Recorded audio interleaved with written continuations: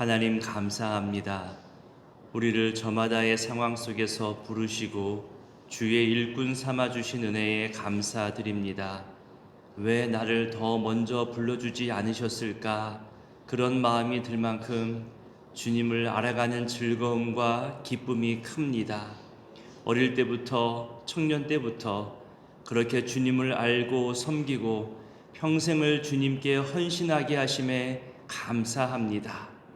하지만 동시에 인간의 교만과 헛된 자랑으로 나를 더 먼저 불러주시고 나를 더 높여주기를 바라는 마음도 우리에게 있습니다. 우리의 죄성으로 인해 늘 남을 내려보려 하고 나보다 못한 존재로 여기려 하는 마음에 내 기준, 내 경험으로 다른 사람을 비판하고 평가하며 내가 더 높아지고자 무리하기도 합니다.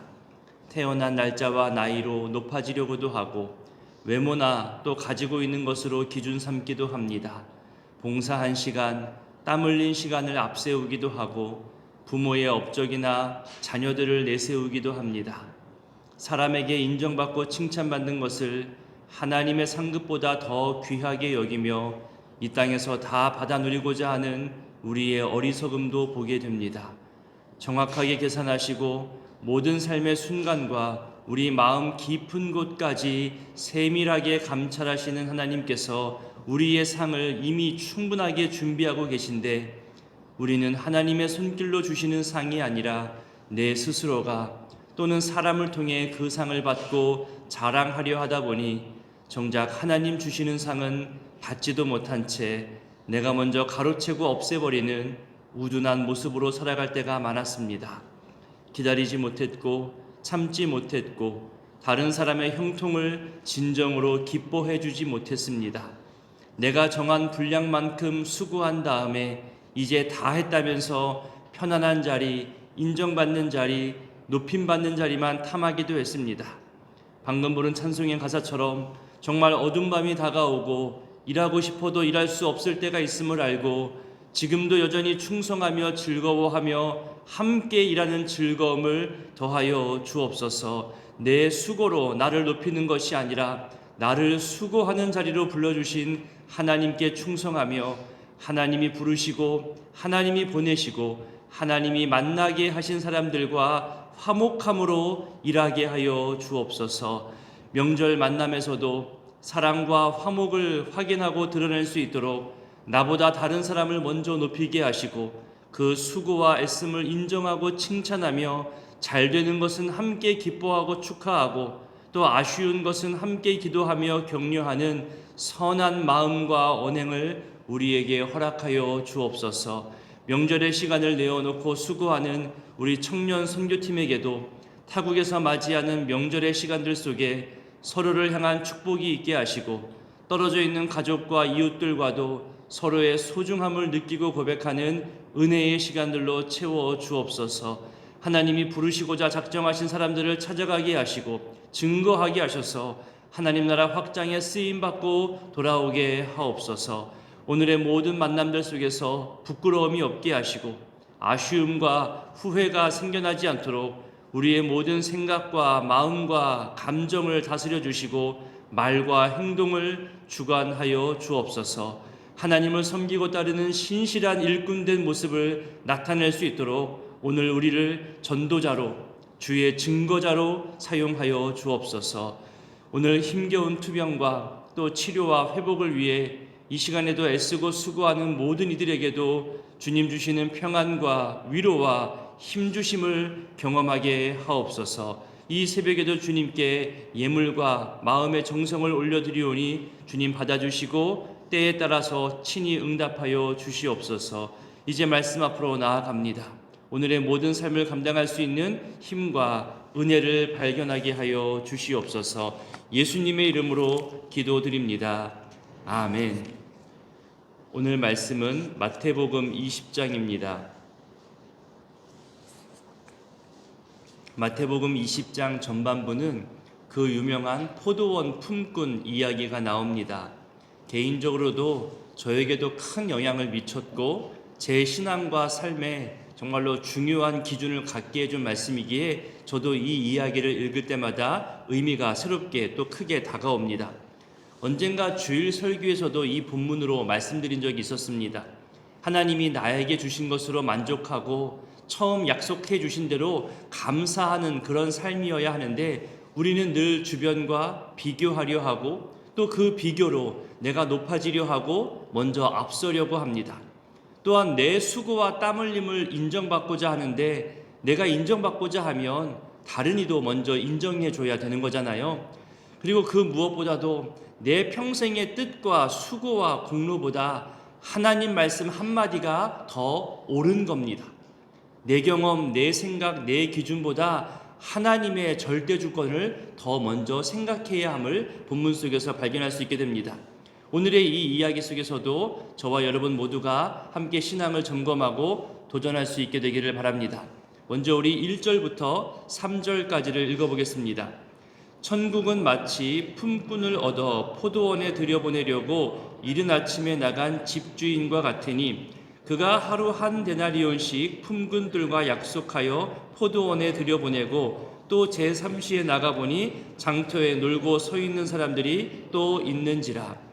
포도원 주인이 일꾼을 얻으려고 장터에 나갔지요. 장터는 사람들이 많이 모이는 곳이고 여러 가지 물건 거래도 있습니다. 또 여기서는 새벽 인력 시장과 같이 자기 노동력을 살 사람을 기다리는 사람도 있었습니다. 이른 아침부터 나가서 각각의 시간마다 품꾼들을 불러 모읍니다. 먼저 알아야 할 것은 이 포도원은 하나님 나라, 그리고 하나님께 부름받은 공동체, 그러니까 교회를 말하는 겁니다. 품꾼은 하나님 나라와 교회를 위해 수고하며 일하는 우리 직분자들, 성도들을 이야기하는 거죠. 그리고 품꾼을 부른 집주인은 하나님을 의미하고 있는 겁니다. 하나님 나라 확장을 위해 오늘도 일찍부터 일꾼을 찾아 부르시는 하나님의 일하심을 보여주면서 본문이 이렇게 시작되고 있는 겁니다. 맨 처음 부른 사람들에게 약속해 주기를 하루 일하고 한 데나리온을 주겠다고 약속하지요. 이 하루 품삯에 대해서 서로 동의하고 계약을 한 겁니다. 넉넉한 주인의 인심에 다들 오늘 괜찮구나 하는 마음으로 즐겁게 일을 시작합니다. 분위기가 좋지요. 우리 일자리를 구하는 모든 청년들과 장년들에게도 즐겁게 일할 수 있는 일터가 주어지게 되기를 소원합니다. 학업 중에 아르바이트도 하고 저마다 매일매일 성실하게 살아가고 있는데요. 그 반복되는 삶 속에서도 감사를 잊지 않고 살아갈 수 있게 되기를 바랍니다. 그리고 학업을 마치고 정말로 평생을 기쁘게 일할 수 있는, 나에게 맞고 또 주변 사람들에게도 좋은 도움을 줄 수 있는 좋은 일터와 일감으로 매일 감사할 수 있는 그런 일자리가 우리 주변에도 많이 보여지고 또 얻게 되기를 소원합니다. 다시 본문으로 돌아가서 두 번째 부른 품꾼들에게는 4절에 보니까 상당하게 주리라 말하죠. 여기서 상당하게 준다는 말의 원어 뜻은 정당하게 준다는 거예요. 손해를 끼치지 않을 만큼, 누가 봐도 이 정도 품삯은 당연하구나 느낄 만큼 넉넉하게 주겠다는 말입니다. 품꾼들은 이 말을 신뢰하며 집주인의 부르심에 응했습니다. 주인이 그렇게 몇 번을 나가죠. 나갈 때마다 일을 구하지 못해 그저 서 있는 사람들을 보게 됩니다. 식사는 했을까? 이대로 돌아가면 저 가족들은 오늘 어떻게 될까? 하루하루 힘겹게 살아가는 서민들일 텐데 저들의 생명과 안전과 간절한 기다림을 생각하니 인간적인 생각으로도 마음이 어려워지고 극률한 마음이 들겠죠. 이들이 새벽 일자리를 구하지 못해도 오전 중에라도 구하면 그나마 다행일 텐데 점심때가 되어도 이들은 일자리를 찾지 못합니다. 자기들을 불러주는 일터가 없었다는 거죠. 집주인은 이들에게도 기회를 줍니다. 5절에 보니까 그와 같이 했다고 합니다. 앞선 구절 표현처럼 정당하게, 손해당하지 않게 상당히 넉넉하게 준다는 거죠. 어디 갈 곳 없이 계속 그 자리에 서서 기다리는 이들에게 늦게나마 일자리가 주어졌다는 것은 그것은 은혜입니다. 처음 소개해드린 대로 포도원이 하나님 나라와 교회를 의미한다고 했을 때 지금도 여전히 세상 많은 사람들이 성경을 모르지요. 하나님의 사랑을 알지 못하고 구원의 진리를 모른 채 살아가는 사람들이 우리 주변에 많이 있다는 겁니다. 그들을 교회로 불러서 진리를 알게 하고 구원케 하시는 이 하나님의 긍휼하심, 자비로운 사랑이 지금 나타나고 있는 거죠. 이 사랑은 중간에 멈추지 않습니다. 끝까지 찾아가서 불러오는 그런 계속 이어지는 사랑이죠. 그 다음도 또 그 다음도 하루의 일을 마감하기 직전에도 장터에 나가 품꾼들을 데리고 옵니다. 우리 6절과 7절을 읽어보겠습니다. 제 11시에도 나가보니 서 있는 사람들이 또 있는지라 이르되 우리를 품꾼으로 쓰는 이가 없음이니이다. 이르되 너희도 포도원에 들어가라 하니라. 11시, 우리는 11시라고 많이 불렀죠. 오늘날로 오후 5시쯤 되는 겁니다. 오전 6시부터 오후 6시까지를 보통 유대인들이 일하는 시간으로 계산하는데 1시간 정도밖에 남지 않았습니다. 왜 집주인이 일꾼들을 이렇게 나눠서 부르느냐? 참 많은 해석이 있어요. 어떤 해석자들은 맨 처음 부른 품꾼들을 가리켜서 아담부터 노아 시대까지 말하는 사람도 있고요. 그 다음 부른 것을 노아부터 아브라함 시대까지 이렇게 세대를 구분한 다음에 마지막 11시 일꾼은 예수님 이후 세상 마지막 날까지 부름받는 사람들을 말한다고 그렇게 해석하기도 합니다. 그리고 한 사람의 인생으로도 해석할 수 있잖아요. 부름받는 시기가 빠른 사람도 있고요, 늦는 사람도 있다는 거예요. 왜 우리에게도 모태신앙인이 있고 어린 시절 신앙생활한 사람이 있고 청년이 되고 결혼 이후로 신앙생활 시작한 분들도 있습니다. 아이를 다 키우고 또 어떤 분들은 정말 나이 들어서 60, 70, 80이 넘어서 그때 신앙생활을 처음 시작하는 분들이 있죠. 저마다 각자 부르심의 시간이 다 다르다는 거예요. 그리고 이것은 하나님의 절대 주권 가운데 이루어지는 겁니다. 또한 교회의 역사 속에서도요, 초창기 때부터 헌신하고 수고한 분들이 있는 것이고 교회 중반기 역사에 들어와서 함께 수고와 헌신에 동참하는 분들이 있어요. 또 교회에 이 최근에 들어와서 함께 일하며 헌신하며 예배하는 분들이 있잖아요. 지금 이 자리에도 지난주 등록하신 세 가족이 새벽기도에 나오셨어요. 이들도 다 다른 시간에 부르심입니다. 하나님이 부르시는 것이고 하나님의 때에 하나님이 보내시는 거죠. 일꾼으로 부르셨으니 저마다의 품삯을 계산하시면서 이제 나누어 줄 때가 온다는 거예요. 오늘날 시급제가 있잖아요. 나라에서 정해주는 최저임금이 있습니다. 1시간에 10,000원 정도 합니다. 이런 기준이 있는 것처럼 하루 종일 일한 사람에게 주는 일당이 한 데나리온이죠. 맨 처음 부름받은 품꾼들에게 이 한 데나리온을 약속해 주었어요. 모두가 동의하고 계약하고 시작했죠. 그것만 온전히 다 받아도요, 또 그것을 다음 날로 미루지 않고 당일 현장에서 받으면 괜찮게 받는 겁니다. 어떤 기준으로 나누어 주는지 이제 집주인이 자기 청지기에게 말하죠. 우리 8절을 읽어보겠습니다. 저물매 포도원 주인이 청지기에게 이르되 품꾼들을 불러 나중 온 자로부터 시작하여 먼저 온 자까지 삭슬 주라 하니. 자, 여기서 말하는 청지기는 예수님을 의미합니다. 그러니까 집주인이 청지기를 통해서 품삯을 지불하듯이 하나님께서는 예수 그리스도를 통해서 구원을 베풀어 주시는 거죠. 8절에서 말하기를 나중에 온 자들로부터 그 삭슬 나누어 주라고 지금 말하고 있는 겁니다. 일반적인 방법은 아닌 거죠. 전례에 따른 것도 아니고요, 보통의 방법과 다르게 지금 나누어 주라고 말하고 있습니다. 이것이 주인의 뜻이라는 거예요. 하나님의 주권이라는 거죠. 그리고 이 모든 것에 하나님 은혜가 있다는 것을 알려주고 있는 겁니다. 여러분 생각해 보십시오.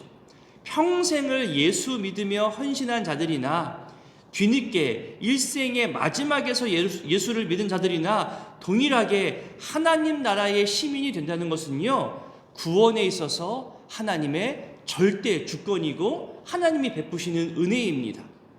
자, 이제 방법과 순서가 정해졌어요. 이제는 내용이 남았죠. 품삯의 그 양, 얼마만큼의 품삯이 주어지는가, 그 부분만 남았습니다. 다들 궁금해합니다. 우리 9절부터 12절까지를 읽어보겠습니다.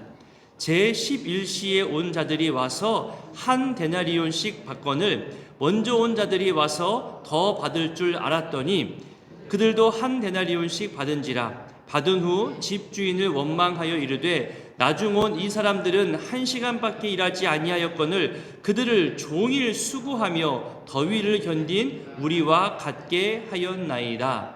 1시간씩 일하고, 그러니까 1시간만 일하고 한 데나리온을 받은 거예요. 그 다음도 또 그 다음번 온 사람도 거꾸로 역순이다 보니까 맨 처음 가장 일찍 나온 일꾼들은 더 많은 것을 받고자 기대했겠죠. 그런데 똑같이 한 데나리온을 받자마자 이들이 집주인을 향해 원망합니다. 왜 우리를 늦게 온 사람과 똑같이 대우하냐고 부당하다 원망하는 거죠. 우리가 아침 일찍부터 저들보다 더 많이 수고하고 더 많이 땀 흘리며 한낮에 그 뜨거운 햇빛을 견딘 시간들에 대해서 왜 정당하게 보상해 주지 않고 무시하느냐는 이런 질문인 겁니다. 여기서 사용된 원망이라는 단어가요, 출애굽한 이스라엘이 광야에서 사사건건 하나님과 모세를 향해 했던 그 원망의 말과 같은 단어로 사용되어진 단어입니다.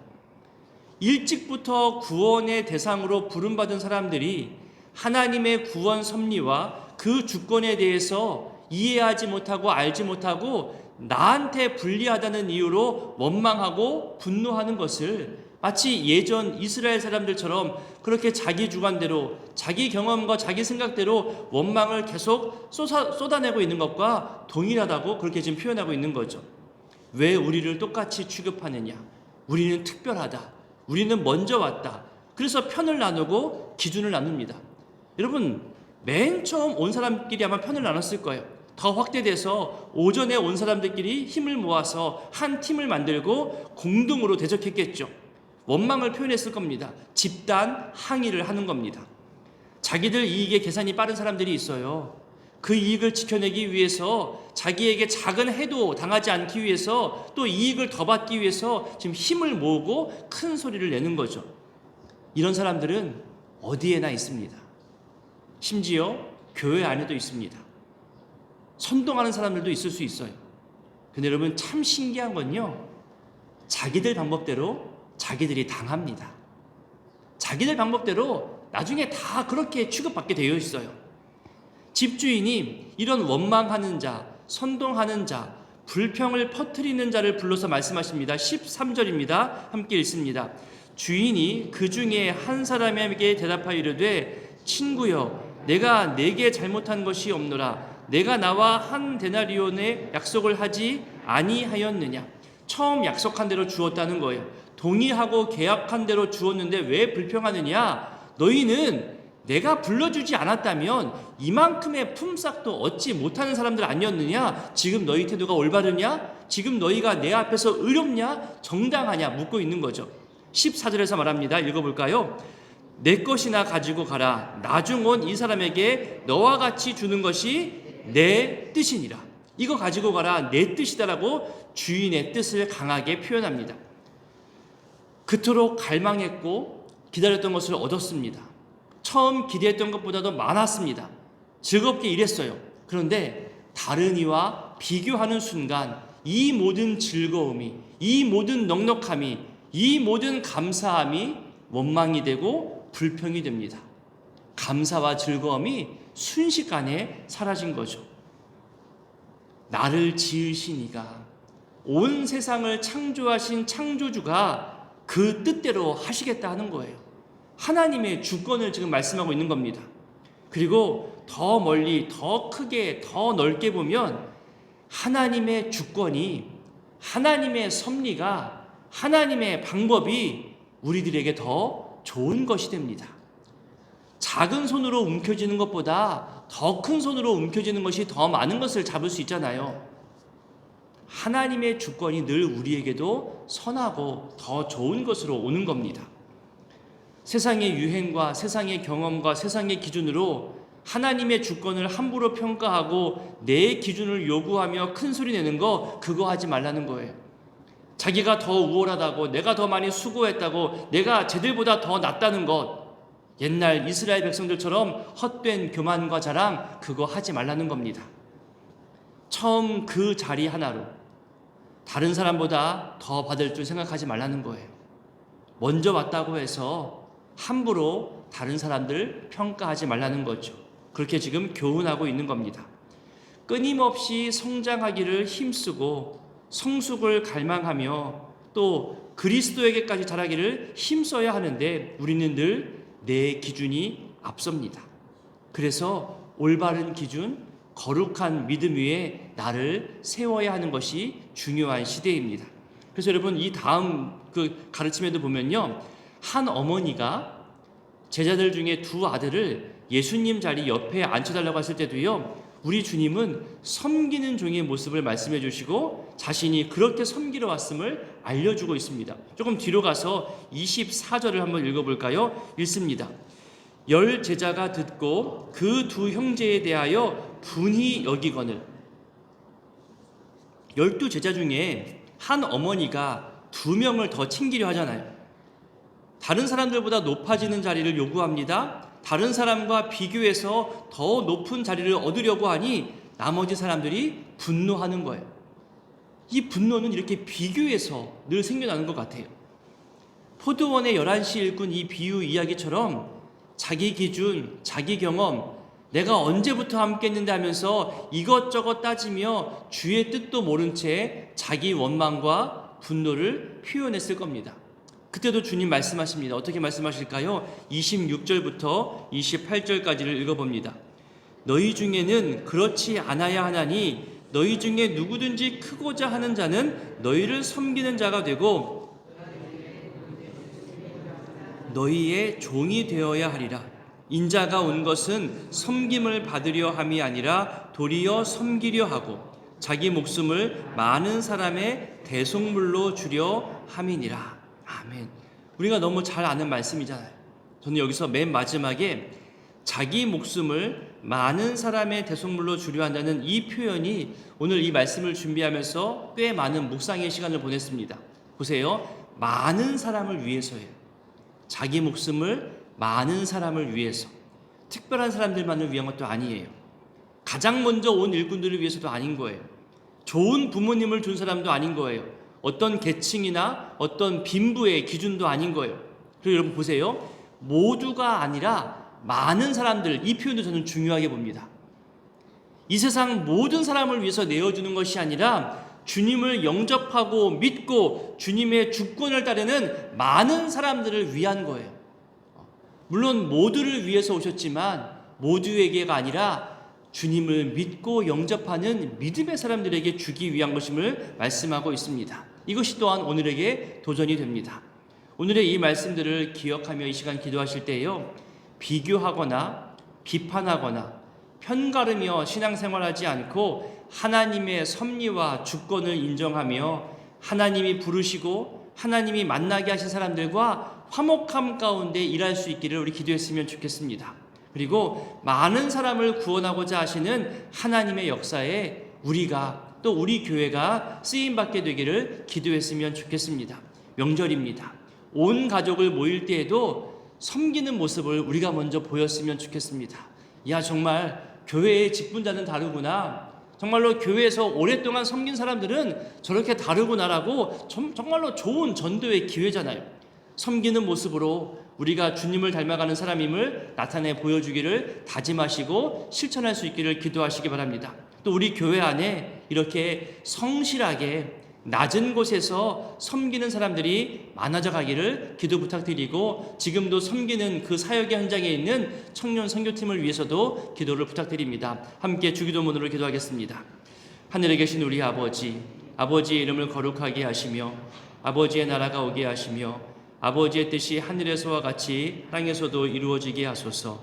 오늘 우리에게 일용할 양식을 주시고 우리가 우리에게 잘못한 사람을 용서하여 준 것 같이 우리 죄를 용서하여 주시고 우리를 시험에 빠지지 않게 하시고 악에서 구하소서. 나라와 권능과 영광이 영원히 아버지의 것입니다. 아멘.